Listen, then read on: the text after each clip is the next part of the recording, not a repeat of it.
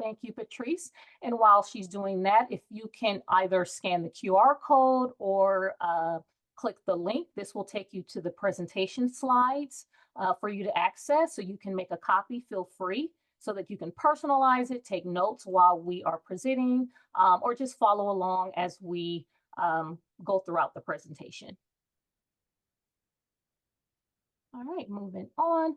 So just to make this webinar more engaging, feel free to introduce yourself in the chat, ask a question, share an idea or quote, as well as link a resource into the chat.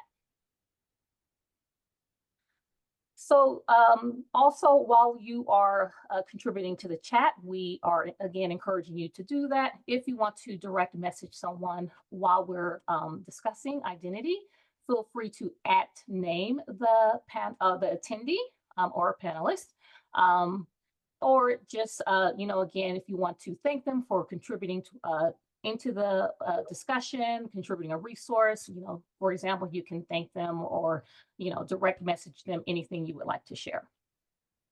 All right, so CAS is committed to accessibility. So with every presentation that you experience from CAS, we do or perform a accessibility checker. We also make available a screen reader for those who need it. You can customize the deck. So you should already be in the deck if you follow the link. The link is also in the chat. And then, of course, any feedback that you have to improve your experience, we welcome that. So be sure to include that as well in the chat. So I will be presenting with two of my colleagues, Bill and Luis. I will start by introducing myself. So my name is Brenda Green. I am based in Los Angeles, California. I am an implementation specialist at CAS. So my primary goal is to support leaders, teachers, educators in general with implementing the UDL framework. So most of my work is in California, but I also do present across the US on UDL. So I'll kick it over to Bill. And when I have a good day, I have the opportunity to present with Brenda. Also, I am a UDL implementation specialist presenting across the country. Got back from Arkansas very, 30 minutes ago, ready for this webinar. So excited to be here with Brenda, and hand it over to Luis. Hello, everybody. I'm Luis Perez, and I'm a Disability and Digital Inclusion Lead at CAST, and I'm part of our post-secondary and workforce development group at CAST. In terms of identity, I identify as a disabled person. I use identity first language. I'm going to drop a link in the chat to the distinction between person first and identity first language. I also identify as a multilingual learner because English is my second language. And really excited to discuss this important topic, and who better to do that with than Bill and Brenda. So look forward to the session with you all today. All right, moving along. So if you're not familiar with CAS, this is our mission. CAS leads, inspires, and convenes a global community to design equitable, inclusive learning experiences through our universal design for learning framework. So our goals today is to start the conversation on identity and figure out ways to consider the UDL guidelines as we're developing our lesson designs, but we want to definitely understand where identity shows up in the UDL guidelines and also consider the implications of identity for design. So I want to hear from you. What are your goals for today? Feel free to flood the chat. And again, Patrice, myself, Luis, and Bill will definitely take a look at it. But yeah, eager to hear from you to know more about what are your goals for today. I will say that identity is a very robust topic. So along with our goals, we want to just start the conversation with identity and, with the hopes that you will continue on learning more about it and how to consider it within your designs and your classroom structures. Again, if you're sitting at the leadership lens, looking to the guidelines to incorporate the identities of your students within your school-wide systems. Brenda, right, as yes. folks are throwing thoughts into the chat of goals, I remember when we first started planning this, we talked about how personal this topic is as well. And Mhm. so part of what we're hoping to do today is bring some personal stories to this, just to, so, I'm going to invite others to share personal stories of identity and how identity has shown up in your classrooms when you were young, as you've grown into an educator. We want to open up that space to everybody to share those stories as you're comfortable. All right. Thank you, Bill. All right. So the definition of universal design for learning. So I want to be sure everyone, we're all working off the same definition here.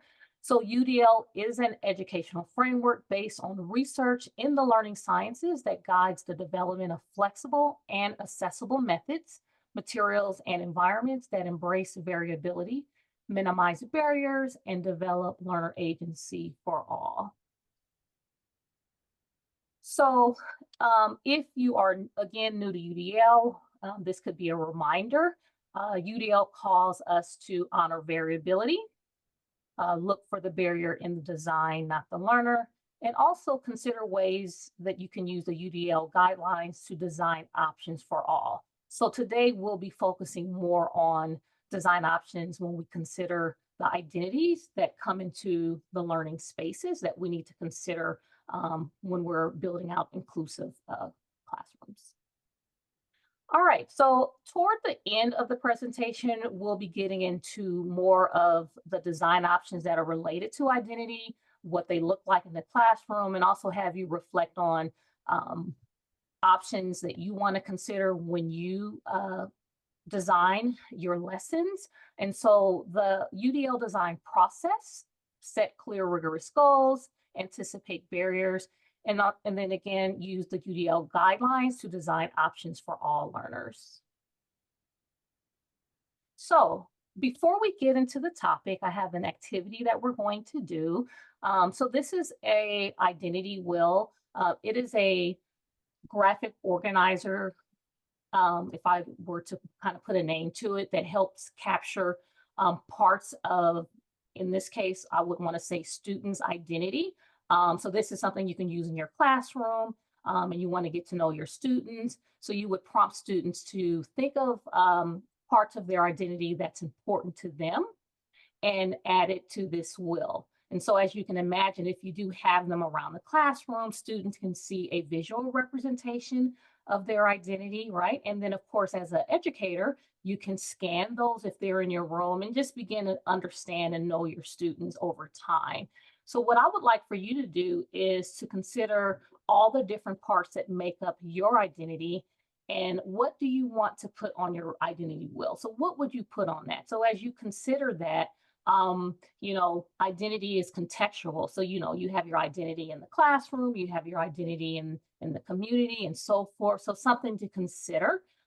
So figure out what's important to you and think about what you would put there and just hold that thought, because I want to be able to connect to that and have you think of that as we're going throughout the presentation. So I did put an example of my identity wheel so you can quickly see what's important to me, what I believe or perceive to be parts of my identity, as an example, just so that you can see what it looks like. And also there is an identity or a link to the identity wheel in the notes if you want to, again, use it later with students. Okay. All right. Started drawing mine, Brenda, at your Mhm. prompting. I got out a piece of paper and started thinking about how I'm showing up today. Nice. Yeah, I was thinking, I feel like my identity will, because identity is contextual and it's variable, it changes over time. 10 years from now, my will could look different, right? Because, you know, things change, right? But of course, there's things that always stay the same, right? All right. So while you're doing that and considering that, I'm going to go ahead and move us along. All right, so now that you've had a moment, hopefully you have a couple things you can consider or reflect on. So I want you to think about now, imagine that, so you have your parts of your identity, and now imagine how would you feel showing up to a learning space where you could not be yourself, right?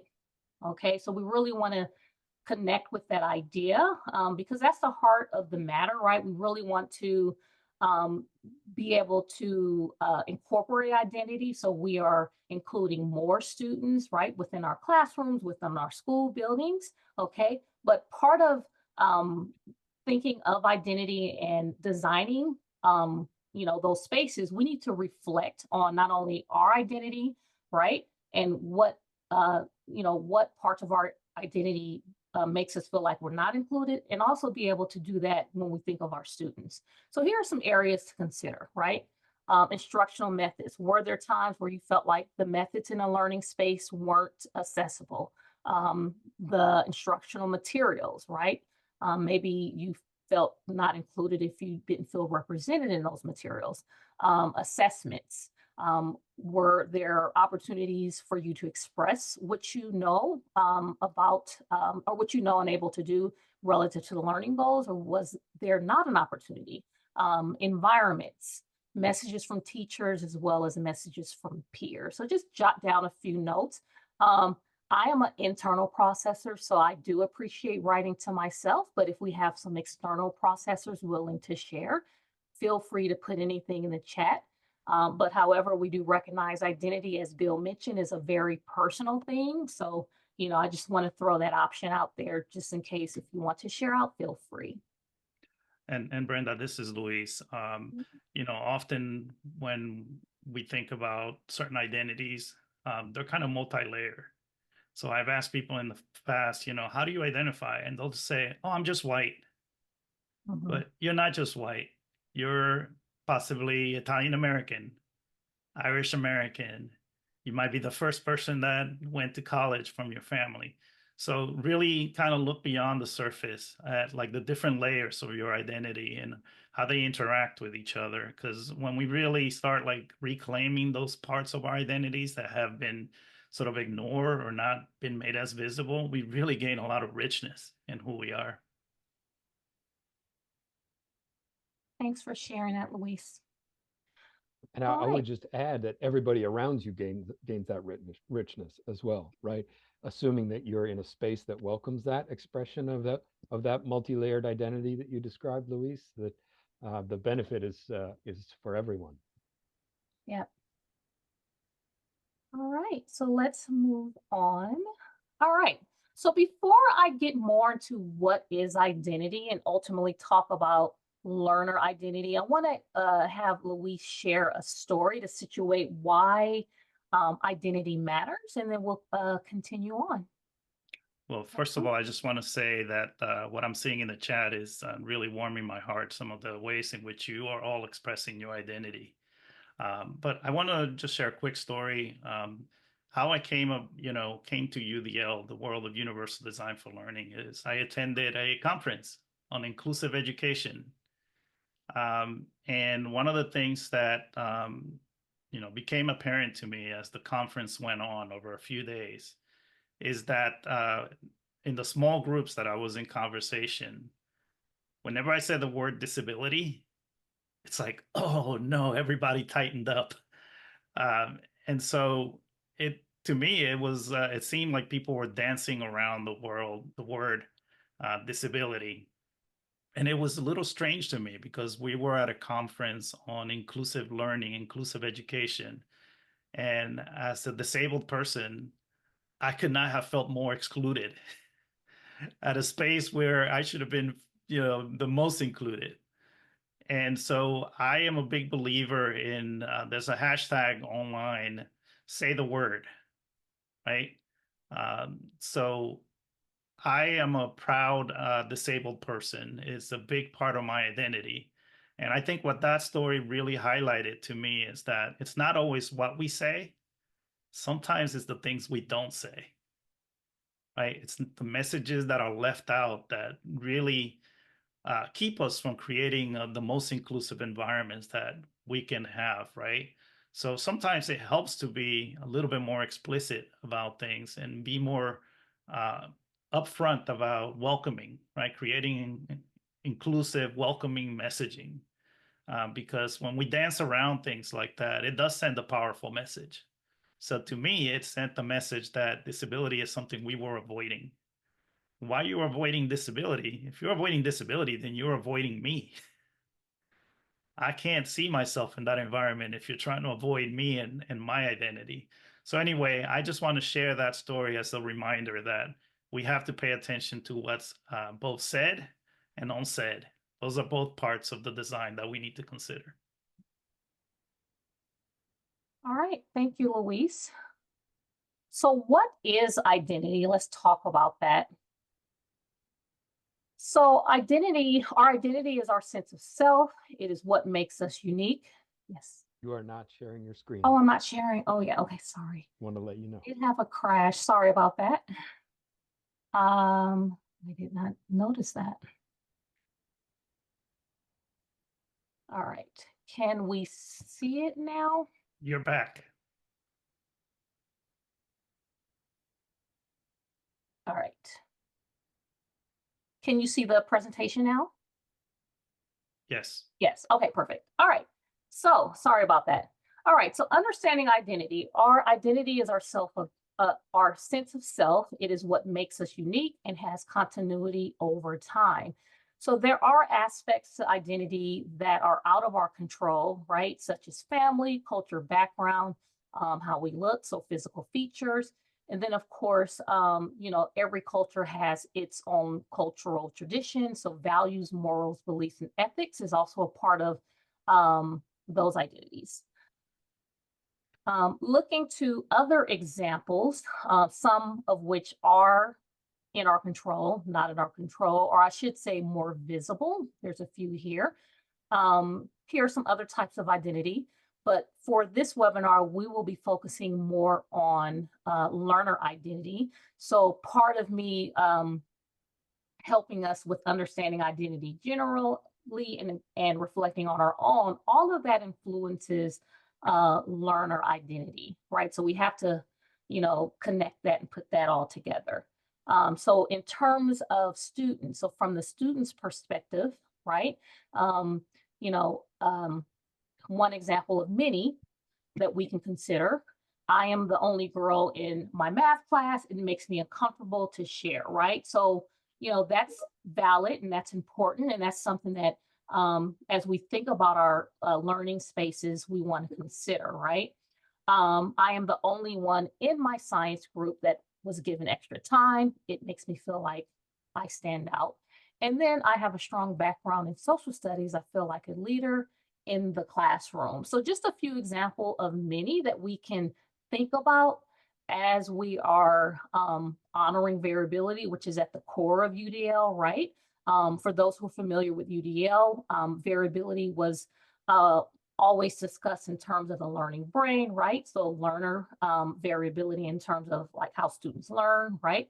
But now we need to take a look at how does identity, how do we consider identity as part of variability? And then of course, as we look at these three examples here, and there's many more, how do we consider those again to make our environments more inclusive?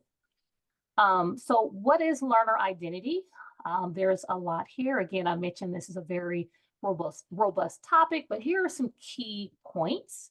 Learner identity is a complex phenomena that emerges and changes over time within varied historical, social, cultural, and relational context. This encompasses the attitudes and habits that influences learning and the ways in which students come to understand themselves as learners. A learning identity lies at the heart of the learning way. People with a learning identity see themselves as learners, seek and engage life experiences with a learning attitude and belief in their ability to learn. Learning identity is strongly influenced by their relationship. So this part here is very important. We really need to lean into as a first step, building those relationships because a student's identity is formed based on that relationship or developed, or their experiences with their identity as learners are shaped positively or negatively based on that relationship. And then of course, one fundamental question that you can ask yourself as an educator is, How can the design of my activity positively affect students' sense of themselves as learners? Okay. So before I kick it off to Bill to discuss more of the how we consider identity in our designs, I want to leave you with a quote, and this is something I found reading research around learner identity. And it is the purpose of education is not simply the transaction of knowledge, but the construction of identities that will serve children positively throughout their learning journey. So feel free again to react in the chat to this quote. It definitely stood out to me and grounded me and just reminded me of what is the purpose of education, right? As we think about students and shape them so they're ready and prepared to take on learning in inclusive spaces. So I'm going to kick it off to Bill, and he's going to discuss how do we design for identity. Brenda, can you take us back to that quote for just a moment? I just want people to Sure. see that again, absorb it, throw ideas in the chat if you have reactions to that. And actually, Bill, before we move on to your segment, could I ask people in the chat just to take a second and think of your favorite teacher or the teacher that has had the most significant impact in your life? We had this conversation among the three of us. And what really resonated with the three of us is like how much we didn't immediately think about content when we reflected on the teacher that had the most significant impact on us, but it was the person that most recognized our learner identity, that recognized us as learners and people that could grow, right? And they communicated that belief in us, right? And that they trusted us, right? That we could do the work and that we could be successful. And so this quote is really powerful. And so thank you, Bill, for bringing us back to it, because it's not just about the transaction of knowledge. It's about the building of relationships and the interconnections with identities, right? Teacher identity and learner identity, and building those relationships and that trust. So thank you for doing that. And interestingly, Luis, for me, it was teachers who really listened to my ideas. So it wasn't about knowledge that came from teacher to me. It was about somebody giving me the space and attention to hear my idea and respond to it authentically.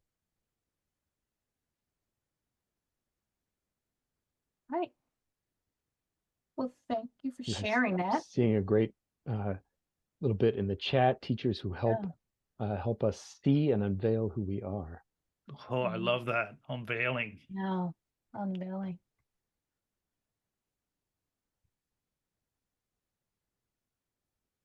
It's beautiful. More than just a talkative student. Mhm.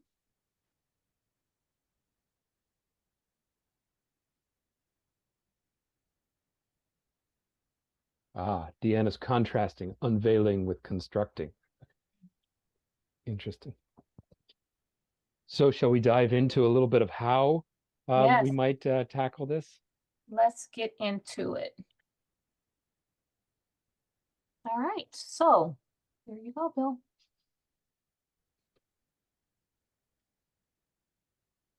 All right, can everybody hear me okay? It's a couple of tech issues. Yeah. So when we looked at that slide where we were thinking about how identity might be threatened, right? We saw up there that list of the pretty standard areas that we might pay attention to when we're thinking about UDL, right? Goals, assessment, instructional methods, materials, and learning environment. So we're going to go through each of those and think about just how does identity show up in each of those areas. And then we threw in a couple of others because to Luis's point about why he came to this work, it's also about messages that are sent and messages that are not sent. So let's think about learning goals, right? So first off, I think it's important to ask, whose goals are we talking about, right? And there are so many other asset-based pedagogical frameworks out there that really push this and think about how can we bring in learners' goals in an authentic way. I say this often to people that I'm working with. We want to push as far as we can on supporting learners to set goals. Someday they will not be in a school or a university, and we need them to be able to drive their own learning and set their own goals. But if we're honest with ourselves, the vast majority of the goals that we're pursuing in classrooms at all levels of education are set by teachers of one form or another, right? Or they're set through teachers. So how are we providing goal setting opportunities? How are we providing ways to co-design what success looks like? How are we providing opportunities for co-constructing within those larger goals? And how are we pushing for opportunities for learners to set their own goals, right? Who I am, what I think about, what I want to pursue in my life, what my interests are, those are all core to my identity, which comes from those that multi-layered sources. One article I was reading about identity was using a sun instead of a wheel, and it said there are not enough rays coming out of that sun for us to document all of the different kinds of identities that we have. So for each of these sections, we'll kind of highlight one consideration to pay attention to, that some of them are new for 3.0, some of them are revised a little bit for 3.0. So optimizing relevance, value, and authenticity. We added another one, setting meaningful goals. I think one of the powerful ideas of the syntax of 3.0 guidelines is that you could put educator as the subject of that sentence. Educators optimize relevance, value, and authenticity. Or you could put learner as the subject of that sentence. So learners optimize relevance, value, and authenticity. Really points to a move toward a more collaborative design, right? Learners set meaningful goals. So this idea that everyone's going to have a stake in what the learning goals are is built right into that idea that we can put learner or educator in front of that sentence. Let's look at instructional methods. Think about that a little bit. On goals, sorry, I thought of one thing. The school that I was at right before I came to CAST 6 years ago, we had an independent study project at the end of the year. Students set their own goals. They decided on a project they wanted to pursue. My favorite moment was when students would come rushing into the office and say, I need this supply right away because I need to do this. You know, I need it for my project. Because you could see that ownership of a learning goal. Instructional methods. Bill, it stopped sharing, so give it a second. Sure. At least for me. It did for me too. Okay, give me a sec. I'll pull it back up. Having a lot of technical difficulties today, but we're going to get through it. We'll get through it. In the meantime, that gives us a chance to see all the wonderful comments that you are all sharing in the chat, which is a big part of our learning here today, right? Is to have some conversation in the chat. So please continue to share your ideas, your reflections, reactions. That's a big part of this session as well. Are we back up? We are. We are, yeah. Perfect. Do I need to advance or we're here? You're good. Mia's sharing that she invites students to define success with them when they're in the course, and uses that throughout the course. So how does identity show up in instructional methods? There are so many asset-based equity frameworks out there that UDL is now kind of touching more, is more in sync with, more adjacent to. And so we're going to highlight some of those as we go through, because some of those are really important and valuable ways to think about instructional methods or materials. So culturally responsive teaching, Zaretta Hammond defines these cultural archetypes of collectivist and individualistic cultural archetypes. And this has incredible implications for the classroom, right? And how we structure instructional methods, right? I think of instructional methods as not just what I, the educator, am doing in the classroom, but how I'm supporting others to interact with each other. She talks about the brain. Brain is the hardware and culture is the software, right? And students in that early phase of their development in the 0 to 5 are building this cultural software that they bring into the classroom. And we need to be embracing that and supporting that to be manifest and realized in the classroom, so that we can support deeper cognitive struggle and deeper rigor for all students. So in UDL, this might look like fostering collaboration, interdependence, and collective learning. So that word interdependence and collective learning, those are new to the guidelines, right? And really point to a different kind of interaction in instructional methods. Can I jump in for a second, Bill? Please. Because you just prompted me with that idea of collective learning. Even just the way that we think about intelligence, right? Mm. We think about intelligence as something that resides in the individual. Sorry. And there are people out there that are doing a lot of work, especially as we interact more and more with AI, that intelligence is collective. It's collective, and that involves, people in community and communication with each other and with technology. So just reframing it as like it's collective learning, it's also collective intelligence. Yeah, I was reading some work on learner identity from New Zealand, and very different from the Maori perspective, very different perspective on what identity even is, and certainly what intelligence is. If we look at the next slide, we have a kind of a side-by-side. Hammond kind of lays out a little bit what do we mean by collectivist and individualistic. So collectivist, more focused on that interdependence and group success versus independence and individual achievement, right? So even the definition of success there is implicated. Collective wisdom rather than emphasizing self-reliance, right? Interaction and dialogue versus individual study and reading.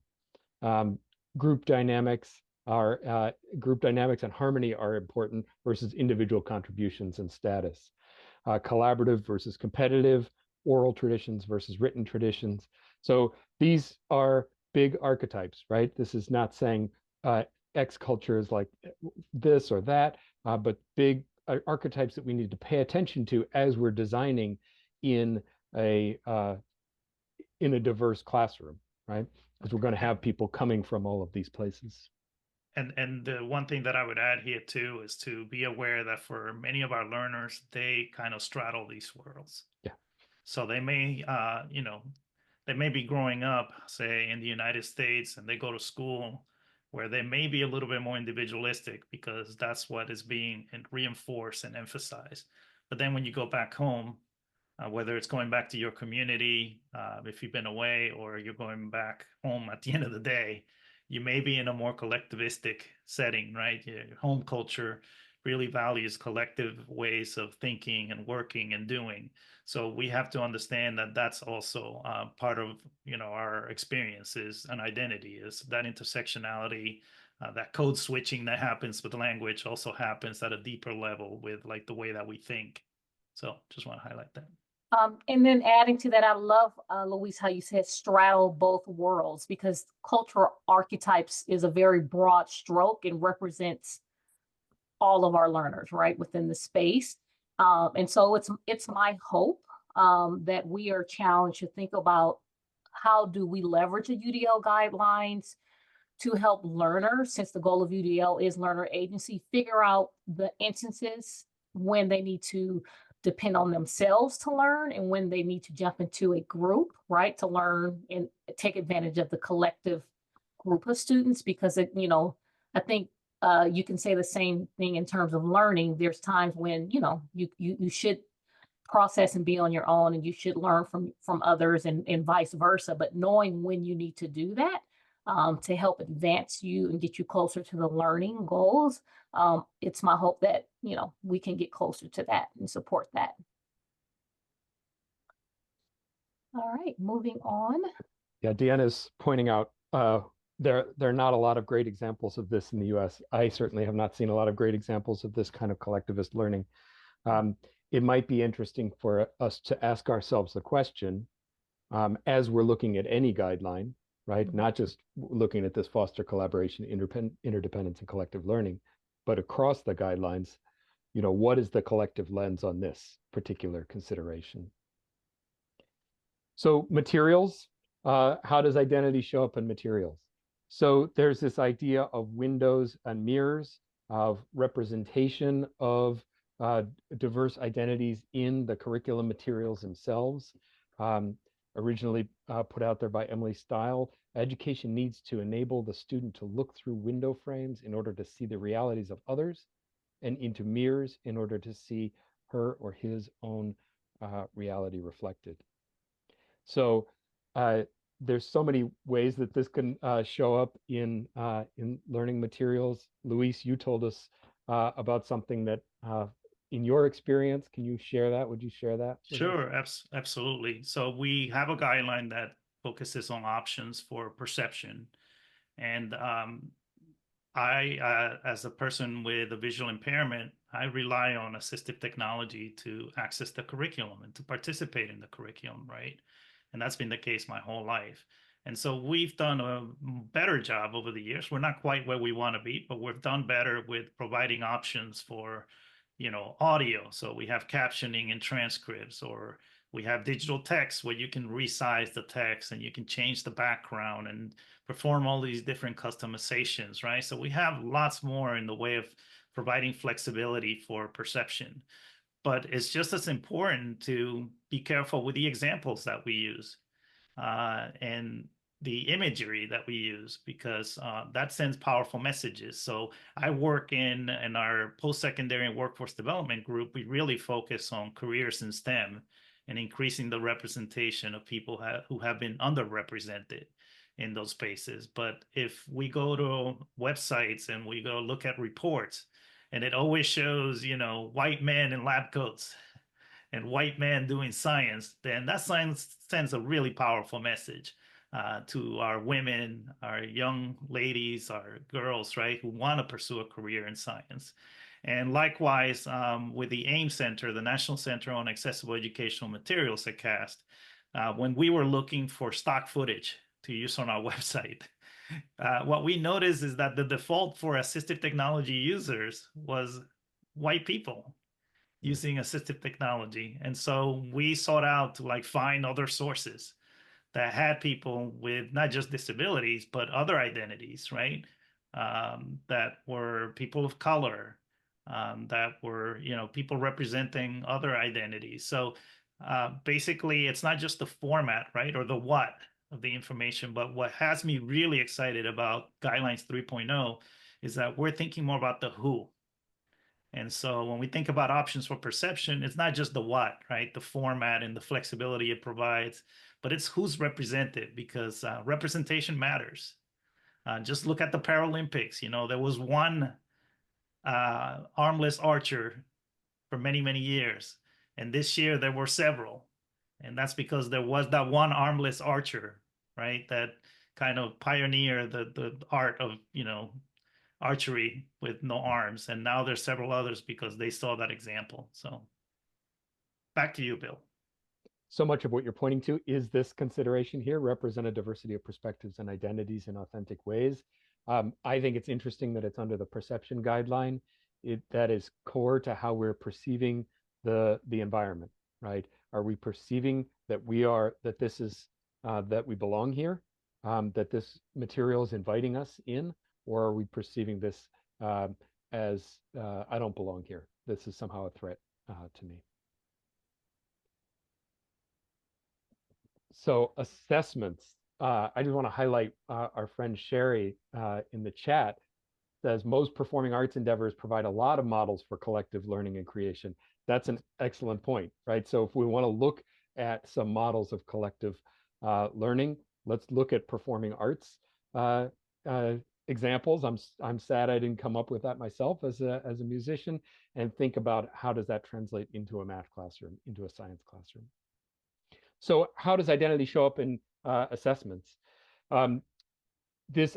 This concept of funds of knowledge, I think, is really runs throughout all of these sections, of course, but is incredibly important in assessments. It's an idea that emerged from anthropology. I was reading about the history of it. Is defined here as these historically accumulated and culturally developed bodies of knowledge and skills essential for household and individual functioning and well-being. these are historically accumulated. It emerged from anthropology with the idea that we need to understand and recognize and value the lives and experiences that everyone has.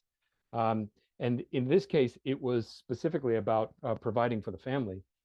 As it's transferred over into the education environment, it's been about valuing the background knowledge, valuing the family contribution and the way a family thinks and is as part of the learning environment. So much of it has to do with connecting with family, communicating with family, and bringing that in. And a lot of the research around funds of knowledge now talks about funds of knowledge / identity. So this idea that what you know and how you know it are core to who you are. And that we need to value that kind of cultural knowledge that students show up with every day, whether they're 5 years old or 22 years old. We need to bring that into our classroom. The linking that back to Zaretta Hammond, it's the software that people show up with, right? It's who they are and how they know. So in the assessment context, addressing biases related to modes of expression and communication, incredibly important. And if I had to venture a reason why we don't embrace collective learning as much, it has a lot to do with the way that we assess students and a lot of the ways that we define success, right? We have this kind of very individualistic idea of what success looks like, and even of the definition of learning. Let's look at environments. I got to say, I'm impressed how we're just rolling along, even with all of the tech issues that keep popping up. Yeah. We're going to just keep going. So as we're looking at environments, how does identity show up there? I learned about this book from a school that I was working with, the principal, Designed for Belonging by Susie Wise. And she has a couple of different processes embedded in there. One is an emotional journey map. If you've done work with CAS before, you've maybe seen us do journey mapping. And she has a journey map that focuses on belonging, that focuses on over the course of this experience, when did I felt like I belong and when did I feel like I didn't belong? And then she turns it into a physical map. This is the part that I saw a school do. They took a map of the school, the floor plan, they took it right off the wall, off the fire, where the fire exit is. And they had every single teacher, in this case, in that school, rate how much they felt like they belonged in each of the spaces in that building. And then they were able to look at that data and then dig deeper into it to understand why. So imagine doing that in a classroom, across a university campus, in a school with students, to get a sense of where do students feel like they belong and where do they not? What are those spaces where their identity is not welcome, and where is it welcome? A huge part of that for in the Guidelines 3.0 is in how students are expressing themselves, right? So varying and honoring the methods for response and navigation and movement within a physical environment, within a digital environment. And Luis, you had another story related to this, I believe. You're muted, Luis. I would just really recommend looking into journey mapping. Because often in design, in the name of efficiency, sometimes we take shortcuts, and it's in those shortcuts that sometimes the barriers are hidden. That's where those little steps towards exclusion take place. But journey mapping really is like a speed bump, and it causes you to slow down and really take a task and break it apart so that you can examine those hidden areas where those barriers, where that bias might creep in. So really encourage everyone to look into that practice of journey mapping through a UDL lens, right? So thinking about the different barriers, not just the physical ones, but the emotional ones. So the story that I had is one that we often use at CAS, which is if you show up to a building, right, and it has a sign that says you need to go to the back to gain access through the, quote unquote, accessible entrance. well, that's sending a powerful message, right? That you belong in the back, as opposed to just making sure that the main entrance is accessible and allows everybody to come in at the same time, and then the way that they want to, right? So that's, to me, is true integration, right? Is true inclusion is when you're able to participate along with everybody else, with all of your peers. Um, Seldom has separate been equal. So let's not take that for granted, that we want to make sure that we're creating an inclusive design by default, right? Or by design. So thank you, Bill. So I said this to Brenda and Luis as we were preparing. One of the things that I'm wrestling with in with the new guidelines, and it's a positive wrestle, I'm enjoying it, is that for so long in the UDL world, we've been focused on the barrier in the design, not the learner, for all the right reasons, right? We want to get out of that space of blaming learners, of blaming educators, right? We want to think about what is it about the design. So we're looking at this relationship between the teacher or the designer and the design. And then we're also interested in how does the learner interact with that design. The UDL Guidelines 3.0 are asking us to focus on the identity of learners, right? It's that top left guideline, welcoming interests and identities. How does that square with this project of removing barriers from design, right? And paying attention to learners. I often compare it to shifting gears in a car. Like I can be paying attention to a learner and really absorbing who they are and thinking about them. But then I have to shift gears and almost put the car in reverse to say, okay, so then what are the implications of that for design, right? For barriers, right? How does what they're telling me reflect on the design? I think it's going to be an interesting thing that we're going to wrestle with in the UDL world over the next couple of years. Is how do we get ourselves to shift gears like that? So we added a couple of these others, these next two slides, which are beyond what we normally think about in UDL, precisely because of this, right? Because the environment, we're often thinking about the physical and digital learning environment, but there's a social environment too that comes up all the time in the identity literature. So messages from teachers, right? And these two are definitely not the only things that we need to think about in the social environment, but they're two starting points. So a couple of ideas related to that are the work on stereotype threat, right? The idea that you can very easily trigger the dominant culture stereotypes for a group of students, and that will shape, Steele uses the term intellectual identity, and it will impact their performance. So something as simple as asking someone their race on a test at the beginning of the test will impact their performance on that test because you've cued them to pay attention to stereotypes, right? Asking about gender, cueing things, cueing stereotyped identities by what's in the environment or by messages that we send, or as Luis says, messages that we don't send. So that's something very important to pay attention to in the identity space. What We Say and How We Say It Matter is an incredible book by Mike Anderson that I would encourage you to look at. He goes through and says, what are we really hoping for from students? And then what's the language that we use? And are we intentionally matching our language to what we value? So he points to things like, I like the way you did this or that, as we're imagine saying that to a student. I like to say, I like statements are a statement about me, the speaker. They're not a statement about the student and what they're the work that they're doing. You owe me homework for tomorrow, right? Well, who owns that homework, right? Right. So getting us to think very carefully about the we can get through this unit. I know you don't like it, right? How are we framing the value of education, right? If we're saying we don't really like it. So one consideration of many to pay attention to here is kind of recognizing expectations, beliefs, and motivations, and how those show up in the messages from teachers. Brenda, you shared an incredibly powerful story with us as we were preparing around messages from adults in schools. Yeah, so just to, as I mentioned before, I'm based in Los Angeles, California. So I attended LAUSD public schools.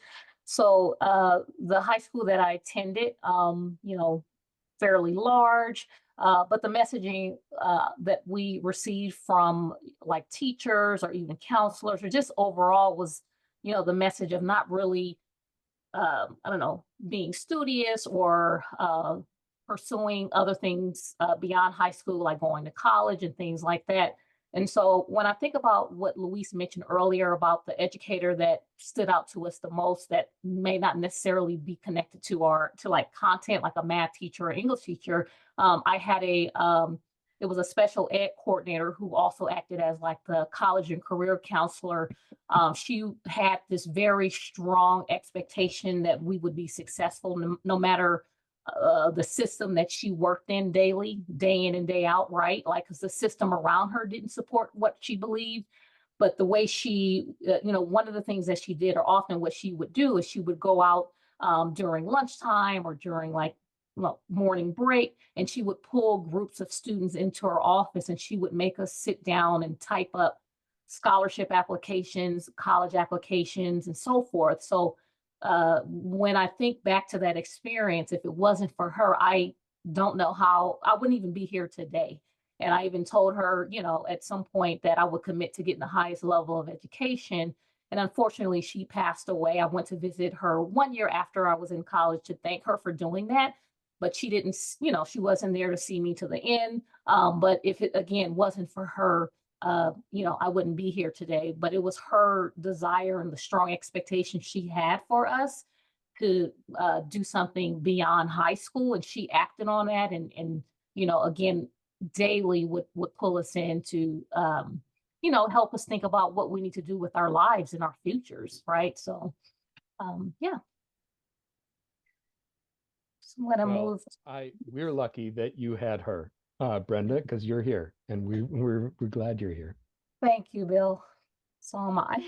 That messaging from peers is in lots of developmental levels just as powerful as the messages from teachers.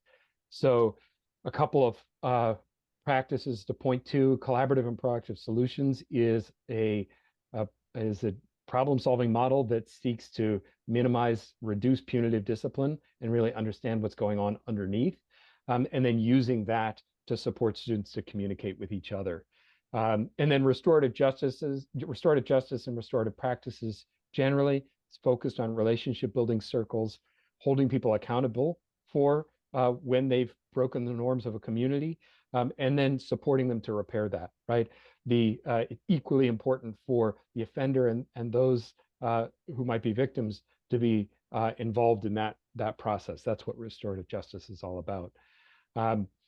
And so creating the opportunity, right? We cannot control everything that peers say to each other in our educational environments, but we can create the expectations and opportunities for how we want peers to communicate with each other. And so that's a key part of challenging exclusionary practices.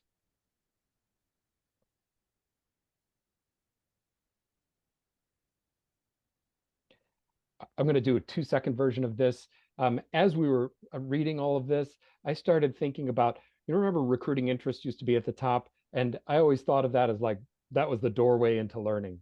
Well, welcoming interest and identities is more than a doorway, right? Identity is really suffused throughout the guidelines. I think of it as a sun shining across the rest of the guidelines, and it's reflected back in various ways.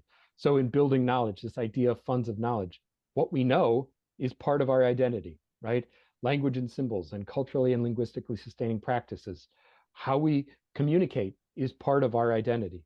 And even how we perceive, Luis, you talked about this, but the example of deaf culture, right? And how we perceive and the language piece of that as well reflects who we are. So I invite you to think about this analogy of that guideline on the top left being like a sun shining across all the guidelines, and it's reflected back in various ways. All right, so I know we're close to time. So just to kind of wrap us, so Bill just went through several examples of considerations that are connected to identity. So here is a slide that captures the guidelines that are most, or I should say design considerations that are most related to the identity. even though in general, across all guidelines, right, identity shows up across the entire UDL guidelines. So what I would like to do, I'm going to show you a portion of this video because of time.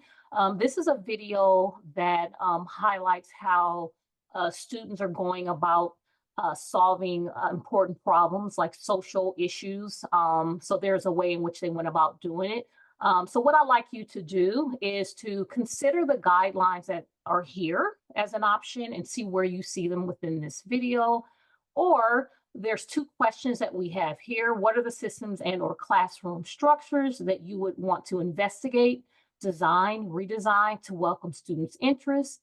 And then what UDL 3.0 consideration would you start with? So as you saw the guidelines, there are many design considerations, right, when you hop into this work. But you want to start small and focus yourself. So let me play about 2 minutes of this video and then we'll end. And then I want to encourage you to finish it after we end and begin reflecting on these questions. We don't want to restore things back to the way they were. We don't want to put a bandage over the wounds that were created from these systemic issues. But we rather want to get into the roots of the problem and kind of transform the system back here in the first place. So my part stands for Youth Participatory Action Research. Young people, youth, sort of decide what are the issues they care about or that they're being impacted by that they want to do something about. Our first step in doing our YPAR project is to come together and identify problems we want to focus on. We take the time to do a big brainstorm and think about all the problems in our school and our community. Then we go through a process to pick the one we feel most strongly about. Last year, Palante hosted a school assembly for the Latinx Heritage Month. Because it directly addressed racism and white supremacy, we experienced some intense backlash. Once that happened, we just got the instant motive to take on that action for the simple fact that in that event, racism was shown. It was just affecting so many people within the school. And it was like racism was just thrown in their face so much that it couldn't be like just pushed to the side anymore. Once we've identified a problem, it's time to do a bunch of research so that we fully understand it. In order to do this, we use a mixed methods approach, which just means we try to address it from different angles. Palante split up into a few different sections. So one of the sections would be interviewing. So that section interviewed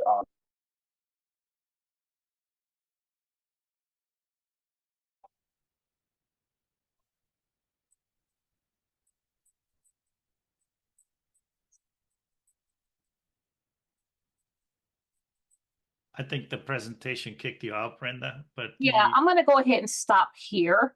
Sorry, someone asked, I forgot to turn on the closed captioning. I apologize for that.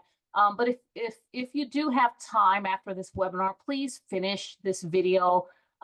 You'll see alignment and connections to all of the guidelines that was mentioned on the previous slide. And so I want you to be able to just see what that looks like since we had this discussion around identity, but also think about what this means for you as you consider the work ahead. I should share back the presentation. Let's see, sorry. And somebody in the chat said, this is wonderful. I wish our entire campus attended. Well, guess what? We've been recording, so your entire campus can attend. Yes. Virtually. So we encourage you to, share this recording with people who can benefit from this content and discussion, right? And these activities. And just know that, this is not easy work by any means. It's difficult work and it takes courage. But even just by showing up to this webinar today, you've shown that you have a commitment to more inclusive practices. So we want to champion, we want to applaud you for doing that. And we want to encourage you to bring other people into the conversation, because that's how change happens, is by growing the circle, if you will, or the wheel, or as Bill said, letting the sun shine in more places. I'm going to steal that from you, Bill. All right, thank you, Louise. So if you want to find out more information about professional learning, please email pl@cas.org.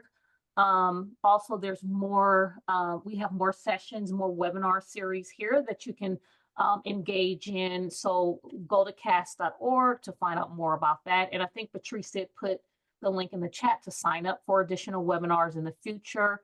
We're not going to reflect because of time, but you can reflect on your own once you leave.